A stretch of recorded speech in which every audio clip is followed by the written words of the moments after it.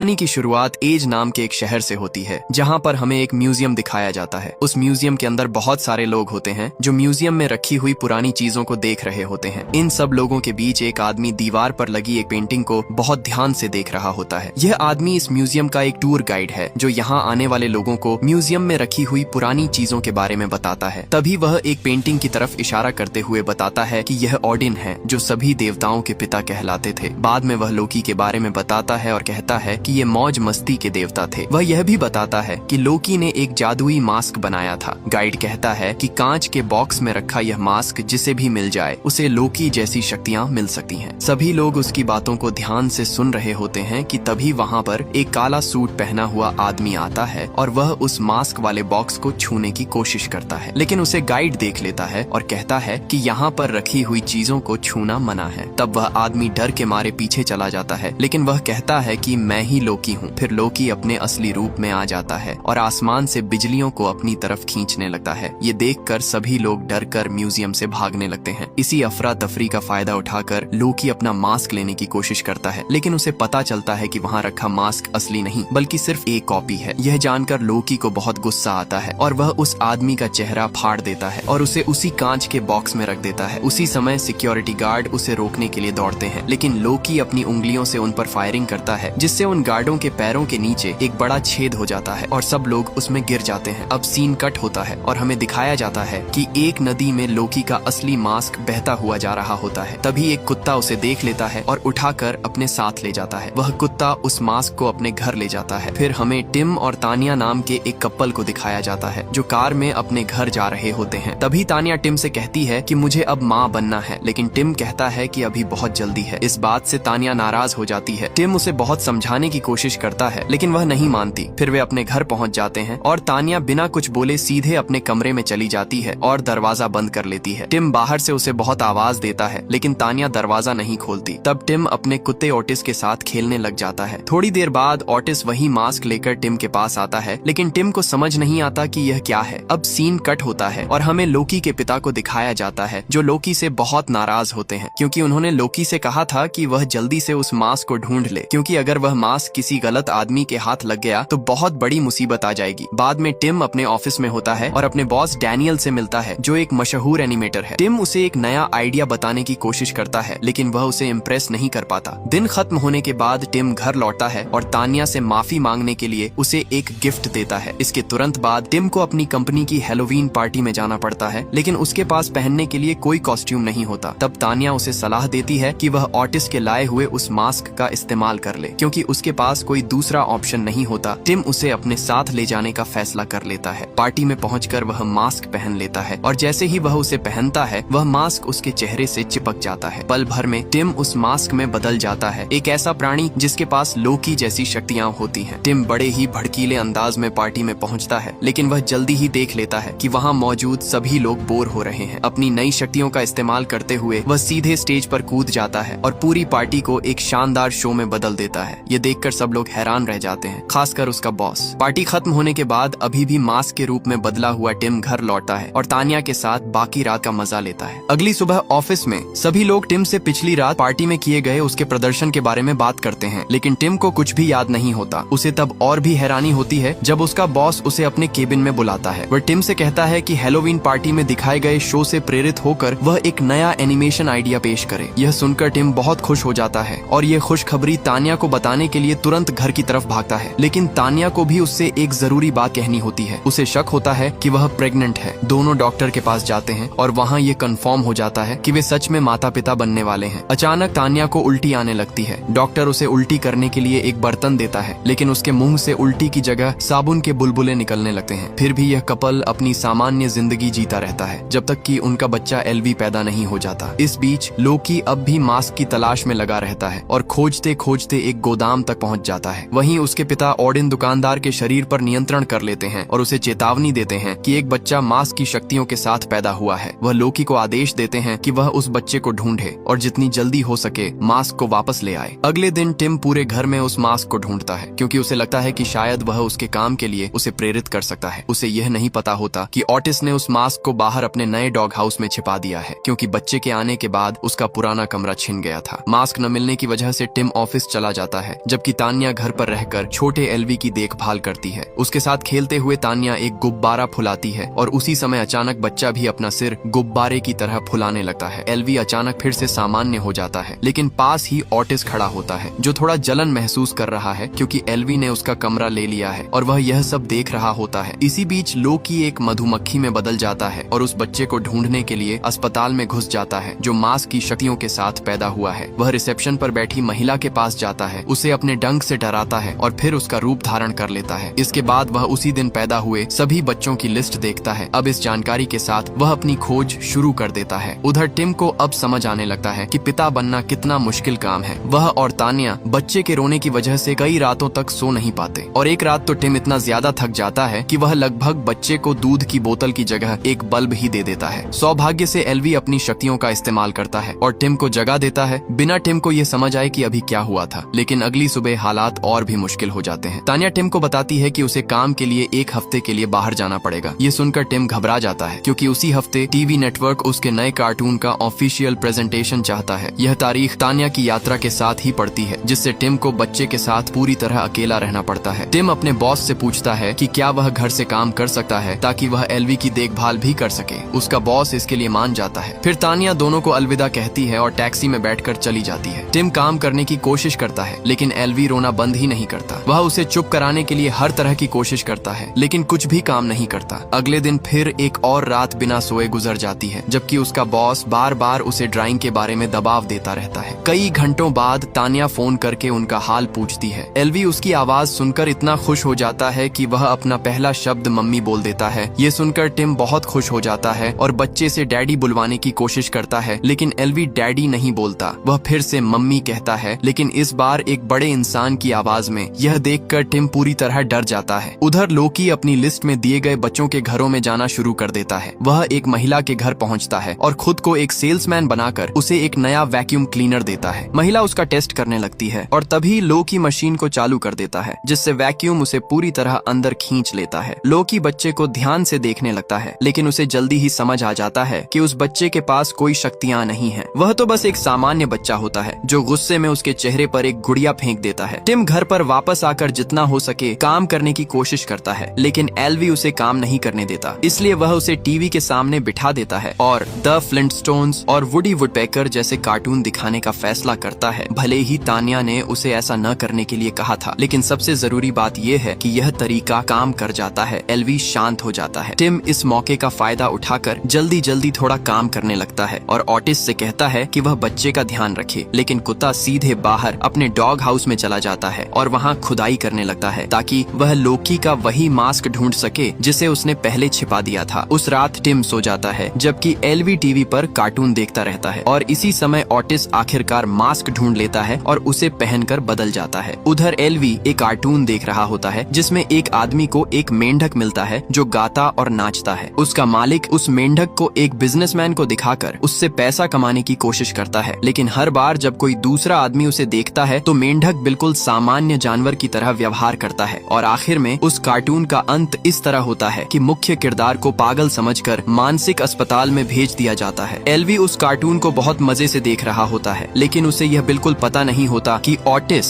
जिसने अब मास्क पहन लिया है उसे हमेशा के लिए खत्म करने की योजना बना रहा है। अगली सुबह टिम फिर से अपने काम में लग जाता है लेकिन प्रेजेंटेशन के लिए उसका कोई भी आइडिया अच्छा नहीं लग रहा होता। उसी समय एलवी अपने पिता के सामने उसी नाचते हुए मेंढक वाले कार्टून की नकल करने लगता है। टिम अपनी आंखों पर विश्वास ही नहीं कर पाता। फिर अचानक बच्चा रूप बदल लेता है और उसका सिर वुडी वुडपेकर जैसा हो जाता है और वह पूरे कमरे में दौड़ने और कूदने लगता है। एलवी भागकर किचन में चला जाता है और टिम उसके पीछे पीछे दौड़ता है। भागते हुए टिम इमरजेंसी सर्विस को फोन करता है और उन्हें बताने की कोशिश करता है कि उसका बेटा अजीब अजीब और असंभव करतब कर रहा है लेकिन जैसा कि उम्मीद थी फोन पर मौजूद ऑपरेटर को उसकी बात पर बिल्कुल भरोसा नहीं होता और वह फोन काट देता है। टिम सोचने लगता है कि अब क्या करे। तभी वह बाहर अपने पड़ोसी को देखता है और मदद मांगने के लिए उसके पास दौड़कर चला जाता है। वह उसे पूरी घटना बताता है लेकिन पड़ोसी को भी उसकी बात पर यकीन नहीं होता। टिम सच्चाई साबित करने की कोशिश करता है और एलवी से कहता है कि वह पहले की तरह गाना और नाचना शुरू करे लेकिन कार्टून वाले मेंढक की तरह बच्चा कुछ भी नहीं दिखाता। दूसरों के सामने एलवी बिल्कुल एक सामान्य बच्चे की तरह व्यवहार करता है। हताश होकर टिम उसे हिलाने लगा है यह सोचकर कि शायद वह कुछ कर दे लेकिन पड़ोसी गुस्सा हो जाती है और टिम को अपने घर से बाहर निकाल देती है। कुछ मिनट बाद टिम वापस घर आता है और अपने बेटे को शांत करने की कोशिश करता है, लेकिन तभी एल्वी उसका पैर पकड़ लेता है और उसे लिविंग रूम के फर्नीचर पर ऐसे पटकने लगता है जैसे वह कोई खिलौना हो। उसी समय ऑटिस कमरे के दूसरी तरफ से आता है और बच्चे को एक खिलौना देता है, लेकिन वह असली खिलौना नहीं होता, वह एक बम होता है। एल्वी तुरंत समझ जाता है कि यह बम है। वह उसका फ्यूज बुझा देता है, अपने मुंह से धमाके की आवाज निकालता है और वहाँ से भाग जाता है। जब ऑटिस यह आवाज सुनता है तो उसे लगता है कि उसने आखिरकार बच्चे से छुटकारा पा लिया है और वह अपनी इस जीत का जश्न मनाने लगता है। लेकिन तभी उसे इनाम के तौर पर एक बड़ी हड्डी मिलती है और वह उसे चबाने लगता है। उसे यह पता नहीं होता कि यह भी एल्वी द्वारा बनाया गया एक बम है। हड्डी फट जाती है, लेकिन मास्क की शक्तियों की वजह से कुत्ता बच जाता है। इस हार के बाद भी ऑटिस हार नहीं मानता। वह रस्सी वाली क्रेन का इस्तेमाल करके बच्चे को हटाने की एक लंबी योजना बनाता है। दिन के आखिर में कुत्ता घर के अंदर आता है और अपनी बुरी योजना को पूरा करने के लिए तैयार हो जाता है। तभी टिम देखता है कि ऑटिस रूप बदल चुका है और उसके पास कई हथियार भी हैं। यह देखकर टिम को इतना जोर का झटका लगता है कि वह तुरंत बेहोश हो जाता है। ऑटिस उसे पूरी तरह नजरअंदाज करता है और ऊपर बच्चे के कमरे में चला जाता है। रस्सी से बंधे एक प्लंजर की मदद से वह छत पर चढ़ जाता है। जब वह देखता है कि एल्वी का ध्यान कहीं और है तो वह नीचे उतरकर पालने तक पहुंच जाता है और बच्चे के डायपर पर एक लैंप लगा देता है। फिर वह क्रेन को चालू करने के लिए तैयार हो जाता है ताकि बच्चे को उठाकर घर से बाहर खींच सके। लेकिन जैसे ही वह क्रेन चालू करने वाला होता है, एल्वी उसके पीछे आ जाता है। कुत्ते को पता चले बिना वह वही क्लैंप ऑटिस के कॉलर पर लगा देता है। जैसे ही ऑटिस क्रेन चालू करता है, वह खुद ही हवा में उड़ जाता है। टिम होश में आता है और मदद करने की कोशिश करता है, लेकिन तब तक ऑटिस एक पियानो के अंदर फंस चुका होता है। क्रेन उसे खींचती रहती है और कुत्ता एक एयर डक्ट से टकराता है जो टूट जाता है। फिर वह दूसरी तरफ से बेडरूम के सीलिंग फैन में जा गिरता है और उसके बाद घर के बाहर फेंक दिया जाता है। लेकिन यह मुसीबत यहीं खत्म नहीं होती। वह सीधे वापस उसी कमरे में आ गिरता है। वह फिर से फंस जाता है और एक बार फिर घसीटा जाने लगता है। इस बार वह एक गंदे बाटब में गिरता है, फिर एक चिड़ियाघर तक घसीटा जाता है और आखिर में एक वॉशिंग मशीन के अंदर पहुंच जाता है जहां रोलर्स उसे कुचल देते हैं। एल्वी एक गुब्बारे की तरह उड़ते हुए उसकी तरफ आता है और कुत्ता खिड़की से बाहर उड़कर आंगन में जा गिरता है। इस जोरदार झटके के साथ ऑटिस का मास्क उतर जाता है और वह फिर से सामान्य हो जाता है। लेकिन तब तक घर लगभग पूरी तरह से तबाह हो चुका होता है। फिर भी टिम अपने पिता की जिम्मेदारी निभाता रहता है और एल्वी का डायपर बदलने की तैयारी करता है। उसी समय लोकी एक डिलीवरी मैन के भेष में घर के सामने आ जाता है और टिम को एक पैकेज देता है। टिम उसे खोलने के लिए जाता है और कुछ देर के लिए बच्चे को लोकी के पास ही छोड़ देता है। लोकी इस मौके का फायदा उठाकर एल्वी को ध्यान से देखता है, लेकिन चूंकि बच्चा एक सामान्य बच्चे की तरह व्यवहार करता है, इसीलिए वह वहाँ से जाने का फैसला कर लेता है। उधर टिम पैकेज खोलता है और उसमें से एक बड़ा बॉक्सिंग ग्लव निकलता है जो सीधे उसे लग जाता है और वह बेहोश हो जाता है। कुछ मिनट बाद टिम होश में आता है और परेशान होकर फैसला करता है कि वह अपने बेटे को एक बच्चों के डॉक्टर के पास ले जाएगा। वह बच्चे को कार में बैठाता है क्योंकि उसे लगता है कि शायद उसके बेटे पर किसी आत्मा का कब्जा है। उसी समय एल्वी अपना सिर पूरी तरह पीछे की तरफ घुमा लेता है और फिर कार में हरे रंग का पदार्थ उल्टी कर देता है। टिम को यह नहीं पता होता कि लोकी अभी भी वहीं छिपा हुआ है और जब लोकी यह सब देखता है तो उसे यकीन हो जाता है कि एल्वी उसी मास्क वाले इंसान का बेटा है। कुछ मिनट बाद टिम शहर पहुंचता है और बच्चों के अस्पताल के अंदर चला जाता है। लोकी भी उसका पीछा करता है, लेकिन वह अपनी कार विकलांगों के लिए बनी पार्किंग में खड़ी कर देता है। इस वजह से एक पुलिस अधिकारी उसके पीछे आ जाता है। लोकी उससे बहस करने की कोशिश भी नहीं करता। वह अधिकारी को बेहोश कर देता है और उसका सिर फुटपाथ पर पटक देता है। इसके बाद वह सीधे टिम के सामने आकर खड़ा हो जाता है और उससे मास्क उसे सौंपने की मांग करता है। टिम कसम खाता है कि उसे नहीं पता कि मास्क कहाँ है, लेकिन लोकी उसकी बात पर विश्वास नहीं करता और एक विशाल कुल्हाड़ी निकाल लेता है। उसी समय ऑडिन एक गार्ड के शरीर में प्रवेश कर जाता है और लोकी को डांटा है। टिम इस मौके का फायदा उठाकर एल्वी को लेकर भागने की कोशिश करता है, लेकिन लोकी खुद को छुड़ा लेता है और उनका पीछा करते हुए एक विशाल लोहे की दीवार बनाकर उनका रास्ता रोक देता है। गुस्से में वह एक बड़ा सूटकेस बनाता है और उसके अंदर किसी जादूगर की चाल की तरह एक विशाल ग्रेनेड प्रकट करता है। फिर वह उसे टिम और एल्वी की ओर फेंक देता है। सौभाग्य से एल्वी अपनी बाहों को ढाल में बदल लेता है और दोनों को उस विस्फोट से बचा लेता है। टिम अपने बेटे को देखकर हैरान रह जाता है, लेकिन लोकी अभी भी नहीं रुकता। वह अपने असली रूप में आ जाता है और एक बड़ा आग का गोला बना लेता है। जैसे ही वह उसे फेंकने वाला होता है, तभी अचानक ऑडिन हस्तक्षेप कर देता है। वह टिम के शरीर पर नियंत्रण कर लेता है और उसके शरीर से बिजली के झटके निकलते हैं, जिससे लोकी की दिव्य शक्तियां छिन जाती हैं। कुछ ही सेकंड बाद एल्वी भी लड़ाई में शामिल हो जाता है। वह अपनी बाहों को रबर की तरह लंबा कर लेता है और लोकी को 2 कचरे के डिब्बों के बीच पटक देता है। इससे लोकी पूरी तरह बेहोश हो जाता है और एल्वी उसे एक डिब्बे के अंदर फेंक देता है। अब लगता है कि खतरा टल गया है, लेकिन शांति शांति ज्यादा देर तक नहीं रहती। टिम को उसके बॉस का फोन आता है जो उसे अपना प्रोजेक्ट दिखाने के लिए स्टूडियो आने का आदेश देता है। घबराकर वह अपनी गोद में बच्चे को लेकर टीवी स्टेशन की तरफ भागता है। वहाँ पहुंचकर उसकी मुलाकात प्रोड्यूसर्स से होती है, लेकिन दिखाने के लिए उसके पास कुछ भी तैयार नहीं होता, इसलिए वे उसे तुरंत नौकरी से निकाल देते हैं और इमारत से बाहर फेंक देते हैं। बाद में टिम तानिया को फोन करता है और उसे बताता है कि उसके साथ क्या क्या हुआ। दिन कितना भी बुरा क्यों न रहा हो, वह मानता है कि एल्वी के साथ समय बिताने का मौका मिलने से वह खुश है। फोन पर बात करने के बाद पिता और बेटा कुछ पल शांति से बिताते हैं। टिम बच्चे को नहलाता है, उसे बिस्तर पर सुलाता है और दोनों सो जाते हैं। लेकिन उसी रात लोकी फिर से वापस आ जाता है। वह चुपके से घर में घुसता है और सीधे बच्चे के कमरे में चला जाता है। एल्वी को पालने में देखकर वह दीवार पर अजीब निशान बनाता है और ऑडिन को बुलाने के लिए एक मंत्र पढ़ता है। वह बताता है कि बच्चा मास्क का असली बेटा है और ऑडिन से अपनी शक्तियाँ वापस देने की विनती करता है। ऑडिन मान जाता है, लेकिन उसे मास्क वापस लाने के लिए सिर्फ 1 घंटे का समय देता है और साथ ही उसके द्वारा मचाई गई तबाही को भी ठीक करने के लिए कहता है। लोकी को उसकी शक्तियाँ वापस मिल जाती हैं और वह अपनी योजना शुरू कर देता है, लेकिन तभी पड़ोसी वहाँ आ जाता है और टिम को आवाज देकर कहता है कि वह बूढ़ी औरत को घर से बाहर ले जाए। लोकी अपना सिर एक विशाल नाक में बदलकर उसे डरा देता है। इस शोर से टिम जाग जाता है और तुरंत एल्वी के पालने की तरफ दौड़ता है, लेकिन जब वह अंदर देखता है तो बच्चे की जगह उसे लोकी का चेहरा दिखाई देता है। यह देखकर वह डर के मारे पीछे हट जाता है। फिर उसे तानिया की आवाज सुनाई देती है, लेकिन वह भी भेष बदले हुए लोकी की ही आवाज होती है। और आखिर में धोखे का देवता अपने असली इरादे बता देता है। वह मांग करता है कि टिम मुखौटा ढूंढकर 1 घंटे के अंदर गली में लेकर आए, वरना वह अपने बेटे को फिर कभी नहीं देख पाएगा। चेतावनी देने के बाद लोकी बच्चे को पकड़ता है और छत के रास्ते भाग जाता है। कुछ ही सेकंड बाद तानिया घर पहुंचती है और घर को पूरी तरह खंडहर जैसा पाती है। टिम, जो पूरी तरह घबराया हुआ होता है, गलती से उस पर हमला कर देता है क्योंकि उसे लगता है कि वह भेष बदले हुए लोकी है। जब उसे समझ आता है कि वह सच में उसकी पत्नी है तो वह माफी मांगता है और उसे सब कुछ बता देता है, लेकिन जाहिर है तानिया उसकी एक भी बात पर विश्वास नहीं करती। तभी पड़ोसी अपनी विशाल नाक के साथ वहाँ प्रकट होती है। ये देखकर तानिया को समझ आ जाता है कि टिम सच कह रहा था। दोनों तुरंत काम में लग जाते हैं। उन्हें ऑटिस को ढूंढना होता है क्योंकि वही एकमात्र है जिसे पता है कि मुखौटा कहाँ छिपा है। इस बीच ऑटिस ने फिर से मुखौटा पहन लिया होता है और एक पड़ोस के कुत्ते के साथ रोमांटिक पल बिता रहा होता है। टिम उसे ढूंढ लेता है और उसे एल्वी को बचाने में मदद करने के लिए मना लेता है। ओटिस मान जाता है, मुखौटा उतारता है और टिम को दे देता है। उधर गली में लोकी बच्चे के साथ खेल रहा होता है और अपनी शक्तियों को आजमा रहा होता है। वे दोनों एक वाइल्ड वेस्ट स्टाइल के द्वंद्व की कल्पना करते हैं। लोकी पहले एक नकली रिवॉल्वर से गोली चलाता है, जबकि एल्वी का हथियार असली निकलता है। वह लोकी को बिना चोट पहुंचाए गोली मार देता है, सिर्फ उसे डराने के लिए। लोकी इस मजाक पर हंसता रहता है। तभी वहाँ टिम और तानिया पहुँच जाते हैं। दोनों उससे कहते हैं कि वह बच्चे के बदले मुखौटा ले ले। लोकी इस सौदे के लिए मान जाता है, लेकिन आखिरी पल में वह अपना फैसला बदल देता है और एल्वी को अपने पास ही रखने का फैसला करता है। उसी समय ऑटिस उस पर झपटता है और उसे काट लेता है। इससे मुखौटा हवा में उड़ जाता है। टिम उछलकर उसे पकड़ लेता है, पहन लेता है और तुरंत अपने नकाब वाले रूप में बदल जाता है। लोकी भागने की कोशिश करता है, लेकिन टिम अपनी नई शक्तियों का इस्तेमाल करके अपनी कार को एक ताकतवर मशीन में बदल देता है। तानिया और ऑटिस भी उसके साथ उस कार में कूद जाते हैं। वे पूरी रफ्तार से आगे बढ़ते हैं और लगभग लोकी को पकड़ लेते हैं, लेकिन लोकी एक और चाल चलता है और एक लीवर घुमा देता है, जिससे सामने की सड़क विशाल लहरों की तरह ऊपर उठने लगती है। फिर भी टिम हिम्मत नहीं हारता और उसका पीछा करता रहता है। जब लोकी देखता है कि वह उनसे बच नहीं सकता, तो वह रास्ता बदलकर एक बॉक्सिंग रिंग की तरफ चला जाता है। वहाँ वह टिम को लड़ाई की चुनौती देता है। टिम यह चुनौती स्वीकार कर लेता है और दोनों एक दूसरे पर मुक्के बरसाने लगते हैं। जादू में ज्यादा अनुभव होने की वजह से लोकी उसे गिराने में कामयाब हो जाता है, लेकिन टिम पलटवार करता है और उसे एक सूटकेस से मार देता है। फिर टिम उस सूटकेस को बंद कर देता है जिसमें लोकी फंसा हुआ होता है और उसे समुद्र में फेंक देता है। जब सब कुछ शांत हो जाता है, तब टिम की मुलाकात तानिया से होती है, जिसने एल्वी को एक पिंजरे में बंद पाया था। तानिया उसे आजाद कर देती है और तीनों बाहर निकलने के लिए भागते हैं। अचानक लोकी द्वारा बनाई गई एक विशाल पेंसिल ईंट की दीवार से उनका रास्ता रोक देती है। टिम कई खिलौना हथियारों से उस खलनायक पर हमला करने की कोशिश करता है, लेकिन लोकी अपनी जादुई पेंसिल से उन्हें फूलों में बदल देता है। इसके बाद लोकी एक विशाल पेंसिल से टिम पर वार करने की कोशिश करता है, लेकिन टिम एक बड़े पेंसिल शार्पनर का इस्तेमाल करके उसे पीस देता है। फिर भी पेंसिल के टुकड़े दोबारा जुड़ जाते हैं और लोकी फिर से सामने आ जाता है। ये देखकर कि यह लड़ाई कभी खत्म नहीं होगी, लोकी एक प्रस्ताव रखता है कि बच्चा खुद तय करे कि वह किसके साथ रहना चाहता है। लोकी चालों और खेलों से एल्वी को अपनी तरफ करने की कोशिश करता है। तभी टिम कुछ ऐसा करता है जिसकी किसी को उम्मीद नहीं होती। वह मुखौटा उतार देता है और अपने बेटे को पुकारता है। वह उसे बताता है कि उसकी वजह से वह एक बेहतर इंसान बन गया है और उसे उसका पिता होने पर गर्व है। यह सुनकर बच्चा पहली बार उसे पापा कहकर बुलाता है और लोकी की जगह टिम और तान्या को चुन लेता है। लेकिन लोकी अभी भी हार मानने को तैयार नहीं होता। वह उन सबको कुचलने के लिए एक विशाल हथौड़ा बुलाता है। टिम अपनी पूरी ताकत लगाकर अपने परिवार की रक्षा करता है और उस हथौड़े को उठाने की कोशिश करता है, लेकिन लोकी उसमें से एक ड्रिल निकाल देता है जिससे टिम घायल हो जाता है। जब लगता है कि अब सब खत्म होने वाला है, तभी अचानक ओडिन वहाँ प्रकट हो जाते हैं। ओडिन घोषणा करते हैं कि लोकी का समय खत्म हो गया है और अब उसे उसके किए हुए कामों की सजा मिलेगी। लेकिन टिम ओडिन से उसे माफ करने की विनती करता है, क्योंकि टिम के अनुसार एक पिता को ऐसा ही करना चाहिए। उसकी बात सुनकर